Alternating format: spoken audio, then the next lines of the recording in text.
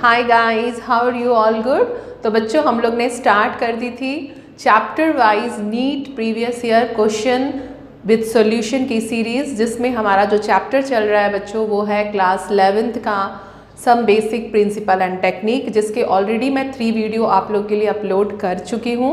और आज इसी सीरीज़ में ये इस चैप्टर का लास्ट वीडियो होगा, जिसमें हम लोग जो रिमेनिंग क्वेश्चन रह गए हैं उसका सॉल्यूशन देखने वाले हैं। तो चलिए बिना टाइम वेस्ट किए स्टार्ट करते हैं फर्स्ट क्वेश्चन आज की वीडियो का।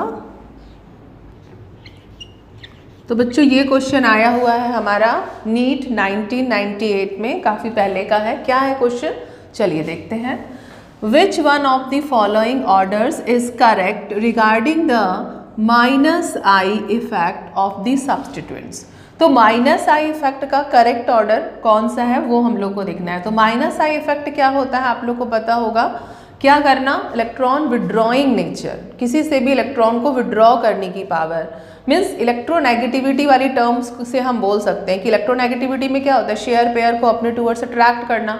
तो भाई यहाँ पर नाइट्रोजन, ऑक्सीजन एंड फ्लोरीन ये 3 इलेक्ट्रोनेगेटिव एलिमेंट्स दिए हैं और हमको पता है कि सबसे ज़्यादा हाईली इलेक्ट्रोनेगेटिव कौन होता है, फ्लोरीन। क्यों होता है भाई, तो due to small atomic size and effective nuclear charge, इसका इन दोनों के कंपैरिजन में क्या होता है, ज़्यादा होता है। तो एक जो ऑर्डर आ रहा है बच्चों निकलकर इलेक्ट्रोनेगेटिविटी के टर्म से हम देखें, इलेक्ट्रॉन विड्रॉइंग नेचर, तो सबसे ज़्यादा फ्लोरीन का होता है एंड देन ऑक्सीजन और उसके बाद होता है नाइट्रोजन।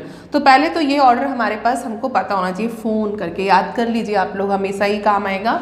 इसके बाद हमको पता है कि जो एल्काइल्स होते हैं ना वो क्या होते हैं, वो प्लस आई इफेक्ट दिखाते हैं, मतलब उनका नेचर होता है इलेक्ट्रॉन डोनेट करने का, इलेक्ट्रॉन देने का। तो यहाँ देखिए कि माइनस आई में इंडक्टिव इफेक्ट फर्स्ट वाले को हम देख रहे हैं, ए को ज़्यादा दिखा रहा है, उसके बाद ऑक्सीजन है, फिर नाइट्रोजन। तो ये ऑर्डर कुछ ना कुछ तो सही है। अब हम देखेंगे कि और इसमें आगे क्या है। तो भाई फ्लोरीन के साथ तो कोई भी सब्स्टिट्यूट नहीं लगा है कुछ भी अलग से, लेकिन यहाँ पर एक अल्काइल ग्रुप लगा हुआ है और यहाँ पर कितने, 2 लगे हुए हैं। तो जितने ज़्यादा अल्काइल ग्रुप उसमें लगते जाएंगे ना, उसका जो माइनस आई इफेक्ट है वो उतना ही क्या होता जाएगा, कम होते जाएगा। तो भाई ये उसको जब ज़रूरत ही नहीं, क्योंकि ये तो देने वाला बंदा यहाँ पर खड़ा है, तो ये क्यों किसी से लेगा, ये दे ही रहा है। तो यहाँ पर इसका माइनस आई इफेक्ट कम हो जाएगा। यहाँ पे 2 अल्काइल है तो और भी ज़्यादा। तो मुझे तो लगता है कि ये वाला जो ऑप्शन है ना, ऑप्शन ए, यही करेक्ट होना चाहिए। फिर भी हम बाकी को भी देख लेते हैं। तो यहाँ पर भी हम देखें, ये तो बिल्कुल भी रॉन्ग है, यहाँ नाइट्रोजन को ज़्यादा दिखा रहा है तो हमारे इस ऑर्डर से बिल्कुल भी मैच नहीं कर रहा है। यहाँ पर भी अगर हम देखें तो नाइट्रोजन, ऑक्सीजन, फ्लोरीन ये भी रॉन्ग आ रहा है। यहाँ पे फ्लोरीन सही है, इसके बाद ऑक्सीजन और नाइट्रोजन, यहाँ पर गड़बड़ क्या है, मतलब ये तीनों के तीनों जो हैं वो करेक्ट ऑर्डर नहीं है। जो करेक्ट ऑर्डर है हमारा माइनस आई इफेक्ट का वो है ए। ओके, तो चलिए नोट कर लीजिए इसको। तो बच्चों ये क्वेश्चन आया हुआ है 1997 में। क्या है ये क्वेश्चन, तो the following reaction is described as. तो ये जो रिएक्शन है वो किसको डिस्क्राइब कर रही है, SN2 को कर रही है, SN0, SE2, SN1 किसको कर रही है। तो सबसे पहले तो हम रिएक्शन को देखते हैं। तो यहाँ हम देख रहे हैं कि ये जो एक न्यूक्लियोफाइल है वो बाहर जा रहा है और उसकी जगह पे बिल्कुल ठीक उसके ऑपोजिट साइड में एक दूसरा जो न्यूक्लियोफाइल है वो उसकी जगह ले रहा है। तो यहाँ पर क्या हो रहा है, सब्स्टिट्यूशन हो रहा है। कौन सा, एक न्यूक्लियोफाइल का जाना और दूसरे न्यूक्लियोफाइल का आना, मतलब न्यूक्लियोफिलिक सब्स्टिट्यूशन हो रहा है। तो यहाँ पे ये 3 में से ये इलेक्ट्रोफिलिक सब्स्टिट्यूशन तो गया, ये तो पहले ही बाहर निकाल दो। अब ये SN0, SN0 क्या है, इसको भी छोड़ दो, SN1 और SN2 को फोकस करो। तो भाई SN1 का ऑर्डर क्या चलता है, SN1 2 स्टेप होती है। फर्स्ट स्टेप में क्या होता है बच्चों, उसमें कार्बोकैटायन की फॉर्मेशन, और कार्बोकैटायन किसका ज़्यादा स्टेबल होता है, तो वो होता है टर्शरी का। तो SN1 का जो ऑर्डर आता है बच्चों वो 3 डिग्री में सबसे ज़्यादा होता है, 2 डिग्री 1 डिग्री में तो बहुत ही रेयर होता है। ये SN1 के लिए, ठीक है। लेकिन SN2 के लिए क्या है, तो यही ऑर्डर बिल्कुल भी क्या हो जाएगा, opposite, 1 degree, 2 degree and 3 degree. Means 2 degree में SN1 और SN2 दोनों ही है। लेकिन अगर 2 डिग्री में हम यहाँ देख रहे हैं कि कोई पोलर प्रोटिक सॉल्वेंट नहीं है, कंसंट्रेशन कोई ज़्यादा नहीं है यहाँ पर जो भी रिएक्टेंट है उसकी, और इसके बाद कुछ ज़्यादा हिंडर्स नहीं है, कोई भी जो ग्रुप्स इसके साथ लगे हुए हैं वो ज़्यादा उसको हिंडर नहीं कर पा रहे हैं कि अटैक करने में बैक साइड से कोई प्रॉब्लम हो रही है। तो यहाँ पर हम देख रहे हैं कि ये सारी चीज़ें फेवरेबल कंडीशन है बिल्कुल किसके लिए, हमारे एसिड 2 के लिए। क्यों है? क्योंकि एक्चुअली में इस कार्बन का अगर हम लोग डिग्री देखें ना बच्चों, तो इसकी डिग्री जो है वो 2 डिग्री है। क्यों है? क्योंकि कार्बन, इस कार्बन को फोकस करो, ये 2 एल्काइल ग्रुप के साथ बॉन्डेड है, तो इसकी डिग्री 2 डिग्री है। तो 2 डिग्री है तो ये SN1 SN2 दोनों में से कुछ भी हो सकता है। बट यहाँ पर SN2 होने के क्यों ज़्यादा चांसेस हैं? क्योंकि यहाँ पर कोई भी सॉल्वेंट पोलर प्रोटिक हमने ऐसा नहीं लिया, कंसंट्रेशन की बात भी नहीं बताई है। और हाँ, SN1 में हमारा इन्वर्जन रिटेंशन दोनों होता है, ज़्यादा क्या होता है हमारा रिटेंशन होता है, इन्वर्जन कम होता है। लेकिन जो SN2 होता है उसमें तो ऑलवेज हमारा क्या होता है, इन्वर्जन ही होता है। तो ये जो रिएक्शन है वो, उसका मतलब जो करेक्ट आंसर होगा वो ऑप्शन ए होगा। ये SN2 रिएक्शन है, bye molecular nucleophilic substitution reaction को ही ये फॉलो कर रही है। ओके, तो दिस रिएक्शन इज SN2। चलिए नोट कर लीजिए इसको। तो बच्चों ये क्वेश्चन आया हुआ है 1996 में। क्या है ये क्वेश्चन? तो the number of isomers in C4H10O will be. तो ये जो C4H10O है उसके कितने आइसोमर्स हम बना सकते हैं, हम ये देखेंगे।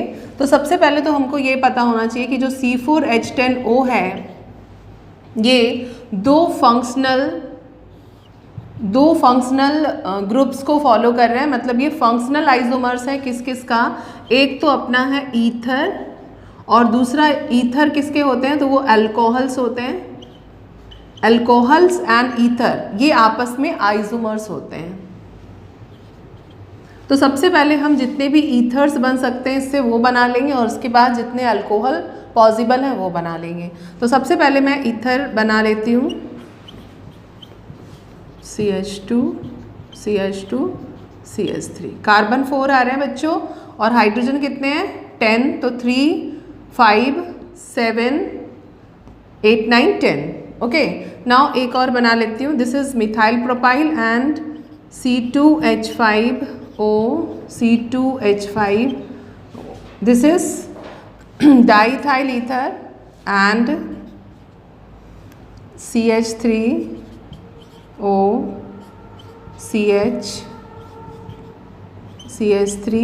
CH3 एक तो अपना ये बन जाएगा बच्चों।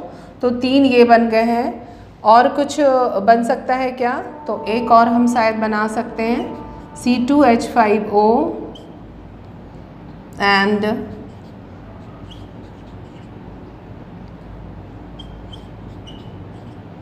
यहाँ पे मैं CH3 कर दूँ। एक ये भी अपना बन सकता है बच्चों, बस अब इससे ज़्यादा नहीं बन सकता है। तो अब हम अल्कोहल बना लेते हैं बच्चों। तो अल्कोहल को मैं हाइड्रोजन नहीं शो कर रही हूँ, एक ये बन जाएगा 1 ब्यूटेनॉल, नाउ 2 ब्यूटेनॉल, इसके बाद एक ये बन जाएगा बच्चों, और एक हम बना सकते हैं दिस। तो 1 2 3 4 5 6 कहीं रिपीट हुआ है क्या? 1 2 3 4 4 एंड 1 2 3। अच्छा, ये वाला मैंने रिपीट कर दिया है, ये रिपीट हुआ है यहाँ पे। तो 1 2 3 4 5 6 7, तो टोटल 7 आइसोमर्स बन रहे हैं। तो हमारा जो ऑप्शन ए है वही करेक्ट है बच्चों। चलिए नोट कर लीजिए इसको। तो बच्चों ये क्वेश्चन आया हुआ है 1996 में। क्या है ये क्वेश्चन? तो एक बार फिर से बच्चों IUPAC नेम का ही क्वेश्चन है। इस कंपाउंड का करेक्ट IUPAC नेम क्या होगा? तो सबसे पहले तो हम लोग इस कंपाउंड को कुछ इस तरह से बना लेते हैं, CH CH2 CH2 Br। अब नंबरिंग कहाँ से करनी है, लॉन्गेस्ट चेन तो हमारी सिलेक्ट हो गई, आप ऊपर चले जाओ या यहाँ 4 कार्बन से ज़्यादा की नहीं बननी है। नंबरिंग कहाँ से, जहाँ से हमारा ब्रोमो जो सब्स्टिट्यूट है वो क्लोज होगा। तो 1 2 3 4। ओके, तो क्या नेमिंग आनी चाहिए बच्चों, तो सबसे पहले अल्फ़ाबेट के अकॉर्डिंग 2 सब्स्टिट्यूट लगे हुए हैं, ब्रोमो है और मिथाइल है, तो पहले ब्रोमो आएगा। तो सबसे पहले हम लोग यहाँ पर लिखेंगे 1 ब्रोमो 3 मिथाइल ब्यूटेन। तो चलिए देखते हैं। तो चलिए हमको पहला ही ऑप्शन करेक्ट मिल गया है, तो यही होगा, बाकी सबको हमें देखना ही नहीं। ओके, चलिए नोट कर लीजिए। तो बच्चों ये भी क्वेश्चन आया हुआ है 1996 में। क्या है क्वेश्चन, चलिए देखते हैं। Which of the following is used as an anti knocking material. तो एंटी नॉकिंग मटेरियल इनमें से कौन सा है, ठीक है। ग्लैक्सल नहीं है, फ्रियॉन, या आपने थ्योरी में पढ़ा ही होगा कि इंजन में से जो नॉकिंग होती है उसको रोकने के लिए हम लोग टेट्रा इथाइल लेड का यूज़ करते हैं, TEL का। तो भाई ये सब तो बहुत ही इजी से क्वेश्चंस हैं कि ये सारा कुछ होना ही नहीं है, सीधे सीधे हमारा ऑप्शन है टेट्रा इथाइल लेड। ओके, तो आपको बस इसको टिक लगा देना। चलिए नोट कर लीजिए। तो बच्चों ये क्वेश्चन आया हुआ है 1995 में। क्या है ये क्वेश्चन, चलिए देखते हैं। In which of the following compounds there is more than 1 kind of hybridization, sp sp2 sp3 4 carbon. तो यहाँ पे जो कंपाउंड्स दिए हैं बच्चों, उनमें से सबसे ज़्यादा हाइब्रिडाइजेशन कौन सा वाला जो हमारा कंपाउंड है उसका कार्बन शो कर रहा है, वो अपन लोग को देखना है। तो भाई सबसे पहले तो हमको ऑर्गेनिक में पता है कि जब भी कार्बन कार्बन सिंगल बॉन्ड है तो sp3 होता है, डबल बॉन्ड है तो sp2 और ट्रिपल है तो sp होता है। ओके, तो चलिए देखते हैं फटाफट से। क्या है, ये दोनों डबली बॉन्डेड है, तो ये भी हमारा sp2 कार्बन है और ये भी हमारा sp2।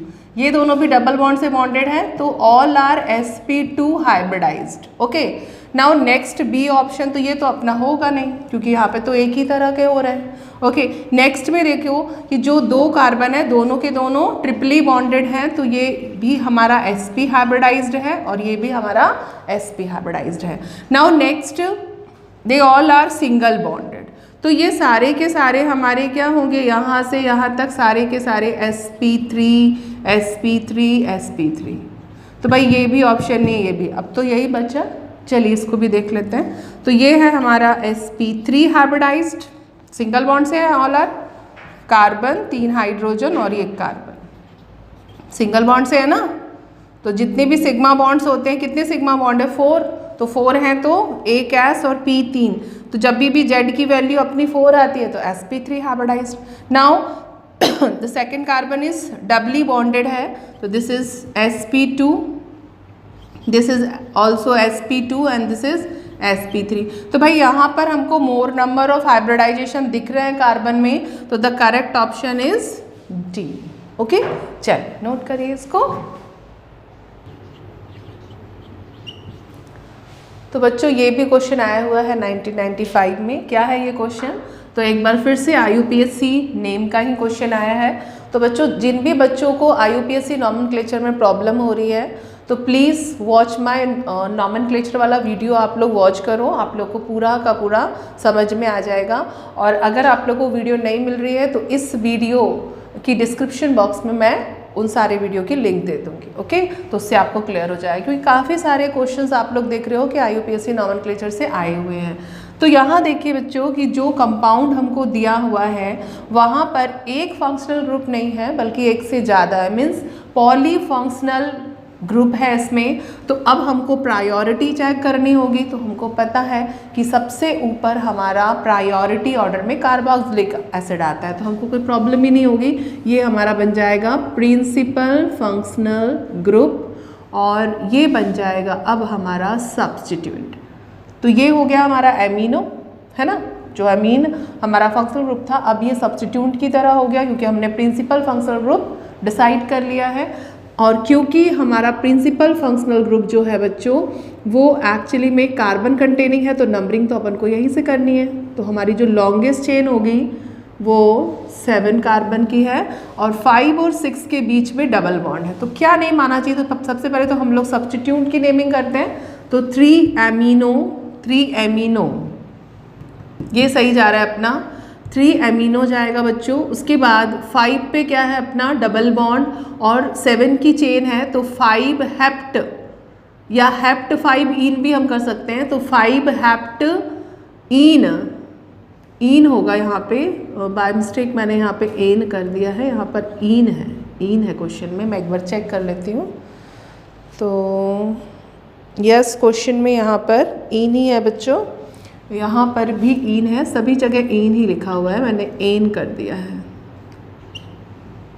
ये है अपना। ओके, तो हेप्ट इन ऑइक एसिड बिल्कुल भी सही है। तो ऑप्शन ए ही हमारा बिल्कुल करेक्ट है। एक्चुअली में बीटा और डेल्टा ये सब तो यूज़ होता ही नहीं है IUPAC में, तो ये तो रॉन्ग है। एंड इसके बाद 5 एमिनो मीन्स यहाँ से नंबरिंग किया, बिल्कुल भी गलत है क्योंकि हमारा प्रिंसिपल फंक्शनल ग्रुप ये है तो उसको ही हमको लोएस्ट नंबर देना होता है। तो ये दोनों तो ऑलरेडी वैसे ही रॉन्ग दिख रहे हैं। और इसके बाद बीटा, डेल्टा, अल्फ़ा ये सब यूज़ नहीं होता है IUPAC में। तो the correct option is a. Okay, चलिए नोट कर लीजिए। तो बच्चों ये क्वेश्चन आया हुआ है 1993 में। क्या है ये क्वेश्चन? तो विच of the following statement is not correct. याद रखना है कौन सा स्टेटमेंट जो है वो करेक्ट नहीं है। करेक्ट है नहीं, करेक्ट नहीं है। तो देखो यहाँ पे double bond is shorter than single bond, ये तो करेक्ट है भाई, क्योंकि जितना ज़्यादा बॉन्ड मीन्स होता है क्या बच्चों? Attraction force. तो जितनी ज़्यादा अट्रैक्शन फोर्स होगी उतने ही 2 एटम एक दूसरे के क्लोज आएंगे। तो यहाँ पर अट्रैक्शन फोर्स 2 टाइम्स है और यहाँ पर क्या होगी? सिंगल टाइम और यहाँ पर 2 टाइम। तो यहाँ पे तो ये ज़्यादा क्लोज आएंगे, शॉर्टर हो जाएगी ये।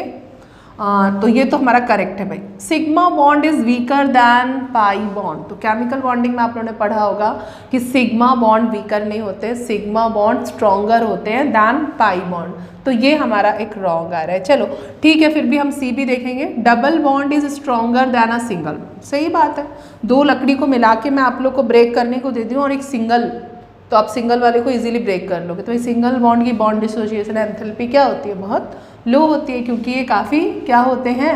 काफ़ी वीक होते हैं। तो डबल बॉन्ड इज स्ट्रॉन्गर, ये बिल्कुल भी राइट है। Now covalent bond is stronger than hydrogen bond. तो केमिकल बॉन्डिंग में ये पूरा लगता है कि केमिकल बॉन्डिंग से उठा के दे दिया है कि जो हमारे बॉन्ड्स होते हैं उसको हम लोग 2 कैटेगरी में क्लासीफाई करते हैं। एक होता है स्ट्रॉन्ग और एक होता है वीक। तो स्ट्रॉन्ग में हमारा कोवेलेंट, मेटालिक, आयनिक ये सारा आता है और वीक में कौन आते हैं? अपने हाइड्रोजन बॉन्ड आते हैं, वॉन डर वाल्स फोर्सेस आते हैं। तो ये भी जो स्टेटमेंट है वो भी बिल्कुल करेक्ट है। तो यहाँ पर डी भी करेक्ट है, सी भी करेक्ट है, ए भी करेक्ट है। तो रॉन्ग कौन सा है बच्चों? तो वो है बी। ओके, चलिए नोट कर लीजिए। तो बच्चों नेक्स्ट क्वेश्चन चलिए बोर्ड पर देखते हैं। ये क्वेश्चन आया हुआ है 1993 में। When the hybridization state of carbon atom change from sp3 to sp2 and finally to sp, the angle between the hybridized orbital। तो भाई sp3 से sp2 और फिर sp में आने पर क्या हो रहा है? तो यहाँ ऑप्शन में दिया हुआ है कि डिक्रीज ग्रेजुअली, क्या इसके एंगल डिक्रीज होते हैं? बी डिक्रीजेस कंसिडरेबली, एंड सी दिया है इज नॉट अफेक्टेड, और डी दिया हुआ है इंक्रीज प्रोग्रेसिवली। तो अपन लोग को पता है बच्चों कि जो भी sp3 होता है उसका बॉन्ड एंगल 109.5 समथिंग होता है और sp2 का जो होता है वो होता है अपना 120 डिग्री और sp का होता है बच्चों 180। तो ये क्या हो रहे हैं? तो हम देख रहे हैं कि ये प्रोग्रेसिवली इंक्रीज हो रहे हैं। तो जो हमारा ऑप्शन डी है वही इसका करेक्ट आंसर होगा। ओके, तो आप लोग डी पे क्लिक कर लीजिए। तो बच्चों नेक्स्ट क्वेश्चन चलिए बोर्ड पे आप लोग देखिए, मैं रीड कर रही हूँ कि which of the following fertilizer has the highest nitrogen percentage. तो कौन से फर्टिलाइजर्स में हाईएस्ट परसेंटेज होगा नाइट्रोजन का? तो हमारा ऑप्शन ए है बच्चों ammonium sulphate, now B is a calcium cyanamide and urea C है, और इसके बाद है अमोनियम नाइट्रेट। तो ये तो आप लोग ने अच्छे से स्टडी किया ही है कि जो यूरिया होता है उसका फॉर्मूला क्या होता है बच्चों? NH2 दिस इज हाइड्रोजीन और बस इसके बीच में अपन को क्या कर देना है CONH2। ये फॉर्मूला है अपना सॉरी यूरिया का, जिसमें कि नाइट्रोजन का परसेंटेज जो होता है बहुत ही हाई होता है। तो the correct option is C। Okay, चलिए नोट कर लीजिए। तो बच्चों ये क्वेश्चन आया हुआ है 1992 में। क्या है क्वेश्चन? तो 2-मिथाइल 2-ब्यूटीन विल बी रिप्रेजेंटेड एज। तो यहाँ पर 2-मिथाइल 2-ब्यूटीन जो है वो किसको रिप्रेजेंट कर रहा है, चलिए देख लेते हैं हम लोग। तो यहाँ पर देखती है बच्चों, यहाँ पर तो कोई ईन वाली बात ही नहीं है, तो ये तो बिल्कुल भी नहीं होगा। यहाँ पर ईन आ रहा है और जब हम लोग इसकी पैरेंट चेन सिलेक्ट कर रहे हैं तो सही आ रही है, ये ब्यूट की आ रही है और नंबरिंग हमको यहाँ से करेंगे 1 2, ये भी ठीक है, लेकिन यहाँ से ज़्यादा सही क्यों होगा? क्योंकि हमारे सब्स्टिट्यूट को भी लोएस्ट नंबर मिल रहा है। तो चलिए देख लेते हैं। तो this is yes, this is two methyl two butene, ये हमारा करेक्ट ऑप्शन है। बाकी को देखने की नीड ही नहीं है। चलिए नोट कर लीजिए इसको। तो बच्चों ये क्वेश्चन आया हुआ है 1992 में। क्या है ये क्वेश्चन? तो एक बार फिर से देख रहे हैं आप लोग, IUPAC नेम का एक क्वेश्चन आ गया है। इस कंपाउंड का करेक्ट IUPAC नेम क्या होगा? तो चलिए सबसे पहले तो हम लोग देखते हैं कंपाउंड किस टाइप का है। तो फिर से एक बार कंपाउंड हमारा पॉलीफंक्शनल है। प्रायोरिटी ऑर्डर में एल्डिहाइड ऊपर आएगा और एल्डिहाइड कार्बन कंटेनिंग है बच्चों, तो नंबरिंग अपन लोग को यहीं से स्टार्ट करनी है। तो सिलेक्ट पैरेंट चेन, तो पैरेंट चेन अपनी 5 कार्बन की हमने सिलेक्ट कर ली है। तो अब ये हमारा सब्स्टिट्यूट है methyl and this is hydroxy. तो सबसे पहले H आता है अकॉर्डिंग टू अल्फ़ाबेट, है ना, क्योंकि अब तो ये हमारा फंक्शनल ग्रुप रहा नहीं, अब तो ये सब्स्टिट्यूट हो गया। तो हाइड्रोक्सी हमारा 4th पे आ रहा है। तो ये दोनों ऑप्शन तो हमारे पहले ही कट हो चुके हैं, इन दोनों में हमको सिलेक्ट करना है, ठीक है। तो 4 हाइड्रोक्सी हो गया, सही है। इसके बाद 2 पे मिथाइल आ रहा है, चलो ये भी रॉन्ग हो गया। 2 मिथाइल एंड 5 कार्बन के लिए पेंट, 2 पर इन, ठीक है, 2 इन एंड 1 इसके लिए हम अल यूज़ करते हैं सफिक्स। तो the correct option is B. चलिए नोट करिए। तो बच्चों नेक्स्ट ऑप्शन नेक्स्ट जो क्वेश्चन है उसको देखिए आप लोग। ऑप्शन तो अभी नहीं, पहले तो क्वेश्चन बोल लें। क्वेश्चन है हमारा, isomers of a substance must have the same, what same? तो ऑप्शन ए है हमारा स्ट्रक्चरल फॉर्मूला सेम होता है, बी है फिजिकल प्रॉपर्टी सेम होती है, सी केमिकल प्रॉपर्टी सेम होती है एंड डी मॉलिक्यूलर फॉर्मूला। तो ये वाला क्वेश्चन तो मुझे नहीं लगता कि कोई भी बच्चा रॉन्ग करने वाला है। इसका ऑप्शन है डी, मॉलिक्यूलर फॉर्मूला सेम होता है आइसोमर्स में। ओके, तो चलिए ये 1991 में आया हुआ है, नोट कर लीजिए इसको। तो बच्चों नेक्स्ट क्वेश्चन चलिए देखते हैं, बोर्ड पे देखिए आप लोग, मैं रीड करती हूँ। क्वेश्चन है, विच of the following is the most stable carbocation, या हम इसको कार्बोनियम आयन भी बोलते हैं। तो अभी इसके पहले भी हम लोग ये क्वेश्चन कर चुके हैं, ये 1991 में फिर से पूछा गया है कि इन चारों ऑप्शंस में से सबसे स्टेबल कार्बोकैटायन कौन सा होगा। तो बच्चों अपन लोग को अच्छी तरह से पता है कि जो स्टेबल कार्बोकैटायन होता है वो टर्शियरी होता है। तो उसमें ऑप्शन दिया हुआ है, आप लोग देखिए, दिस ऑप्शन, ये ऑप्शन है अपना सी। तो the correct option is C, tertiary carbocation जो है वो स्टेबल होता है। चलिए नोट करिए।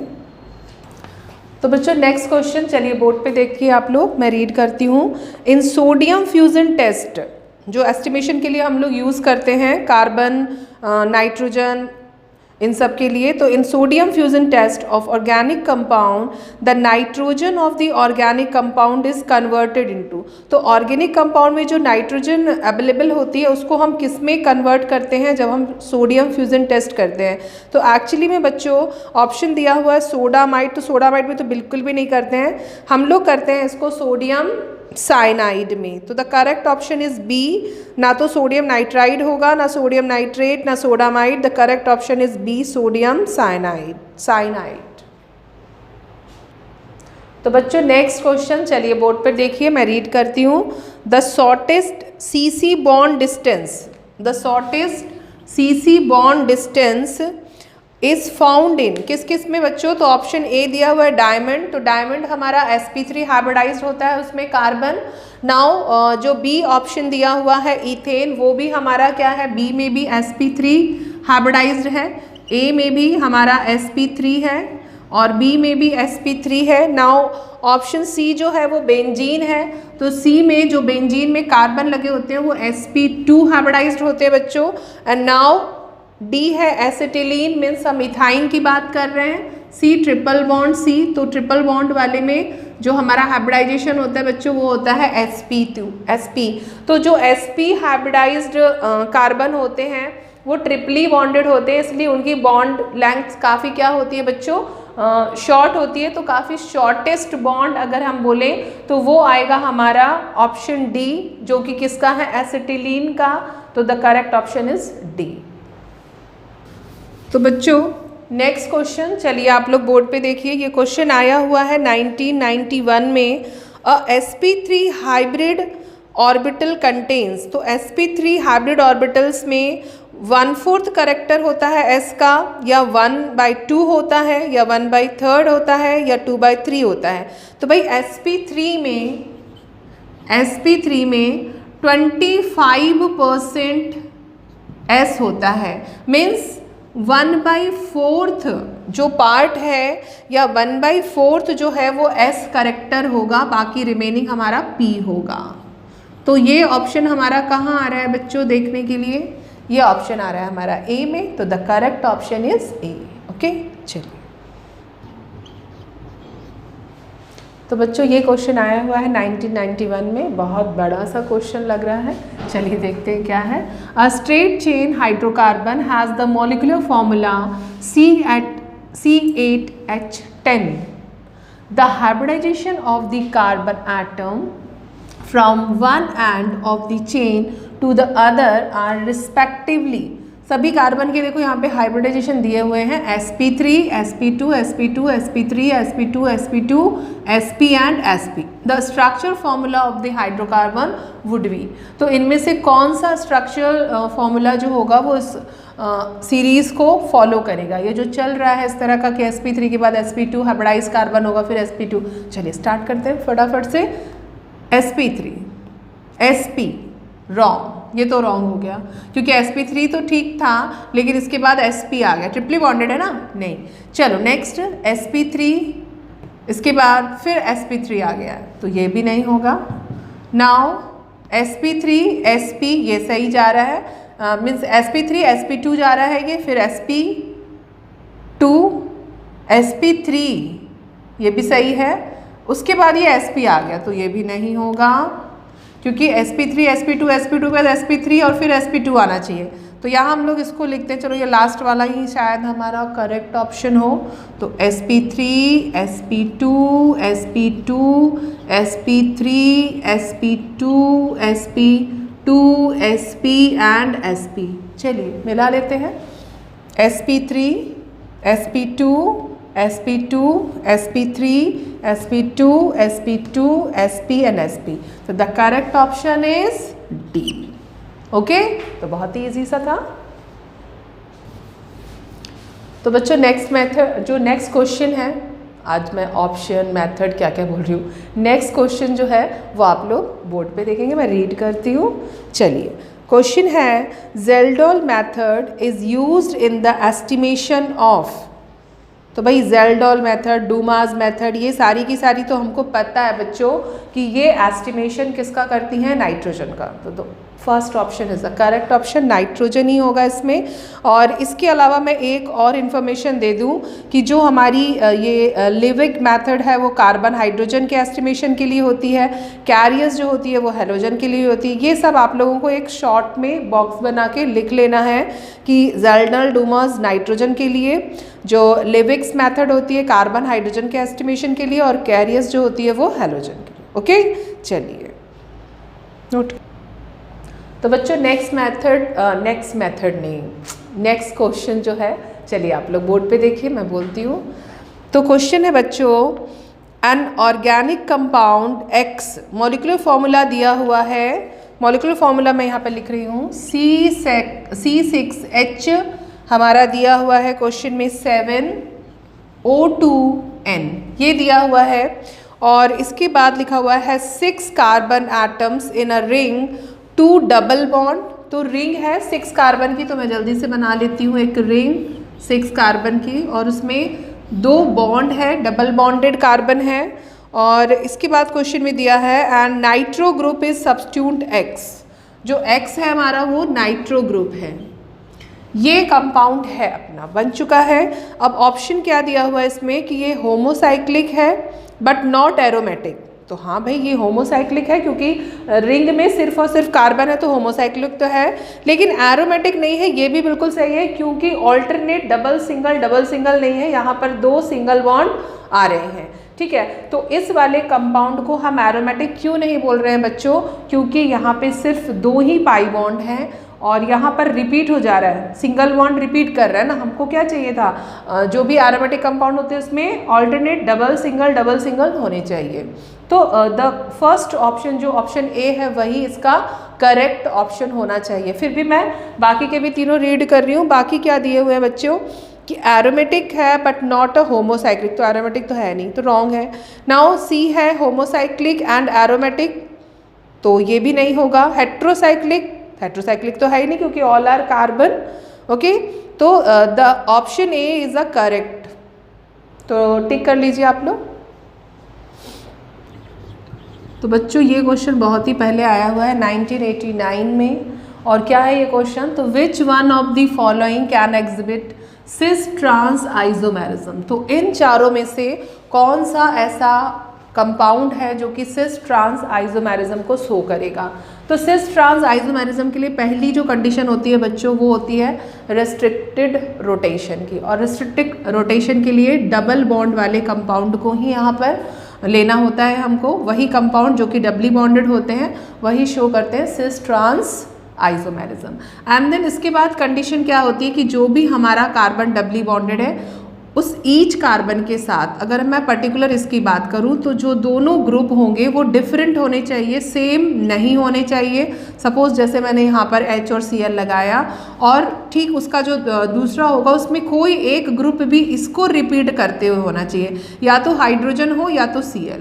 ओके, तो कुछ इस तरह से, यहाँ पे कुछ भी हो सकता है, Br भी हो सकता है, कुछ भी हो सकता है, तो कुछ इस तरह से होना चाहिए। इस तरह से अगर कोई कंपाउंड है तो वो सिस ट्रांस आइसोमेरिज्म को शो कर सकता है। ओके, नाउ अगर सेम ग्रुप्स ऑपोजिट साइड में लगे हुए हैं तो ये ट्रांस हो जाता है ना, यही तो हम लोगों ने पढ़ा है। और अगर जो हमारा सेम ग्रुप होता है वो सेम साइड में हो, जैसे Cl हमारे एक ही साइड में लगे हुए हों, तो ये कौन सा होता है बच्चों, सिस होता है। तो देखते हैं कि क्या ऐसा कोई कंपाउंड यहाँ पे है। तो जो कंपाउंड मैंने बनाया है वही कंपाउंड यहाँ पे सी में भी दिया हुआ है, तो the correct option is C. बाकी किसी को भी नहीं देखना, ये तो बिल्कुल भी नहीं होगा, इसमें रिस्ट्रिक्टेड रोटेशन है ही नहीं, फ्री रोटेशन है, ट्रिपली बॉन्डेड है नहीं, यहाँ पर भी डबल बॉन्ड नहीं है, सारा नहीं। Option C is a correct answer.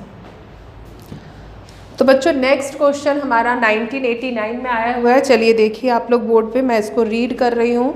Theoretical सा क्वेश्चन है। Lassaigne test is used in qualitative analysis to detect. तो भाई लेसिजन टेस्ट भी आपने पढ़ा हुआ है, ये भी इसी चैप्टर का है। इसमें हम लोग क्या क्या करते हैं, तो लेसिजन टेस्ट में बच्चों हम लोग नाइट्रोजन, सल्फर, हेलोजन सारे का एस्टिमेशन करते हैं, क्वालिटेटिव एनालिसिस करते हैं हम लोग। तो यहाँ पर जो ऑप्शन होगा हमारा A, B, C नहीं होगा क्योंकि सारे के सारे का हम करते हैं यहाँ पर एनालिसिस, तो ऑल ऑफ दीज होगा, means D option is a correct option of this question. चलिए नोट कर लीजिए। तो बच्चों ये क्वेश्चन आया हुआ है 1988 में, एंड क्या है क्वेश्चन, तो the Cl-CCl angle in 1122 tetrachloroethene and tetrachlorometane respectively will be about. तो भाई यहाँ पर देखिए आप लोग, ईथीन की बात हुई है, मतलब sp2 hybridise double bond compound है, तो sp2 हाइब्रिडाइज है। एंड जो नेक्स्ट है हमारा टेट्राक्लोरोमीथेन जो है वो सिंगल बॉन्ड कंपाउंड है, तो यहाँ पर sp3 हाइब्रिडाइज्ड है ये। तो अपन लोग को पता है बच्चों कि sp2 जो हाइब्रिडाइज्ड कार्बन होते हैं उसमें बॉन्ड एंगल कितना होता है, 120 का होता है, और sp3 में कितना होता है, 109.5। तो यहाँ पे the correct option is a, 120 and 109.5, बाकी सबको देखना ही नहीं है। क्वेश्चन को समझते ही आप लोगों को चेक कर लेना है कि चारों में से कौन सा जो दिया हुआ है पेयर वो करेक्ट है। ओके, तो इसी के साथ बच्चों जो हमारा ये चैप्टर है some basic principle and technique, इसके हमने 32 इयर्स के सारे क्वेश्चंस का सॉल्यूशन विद ट्रिक देख लिया है, और इसी के साथ ये हमारा एंड हो चुका है ये चैप्टर। और अब हम जो आगे चैप्टर लेने वाले हैं वो है केमिकल बॉन्डिंग। तो अब नेक्स्ट वीडियो में मैं केमिकल बॉन्डिंग के 32 इयर्स के क्वेश्चन का सॉल्यूशन विद ट्रिक आप लोग के लिए जल्दी ही लेकर आऊँगी। तो तब तक के लिए क्या करना है, पढ़ना है, पढ़ते रहना है। All the best.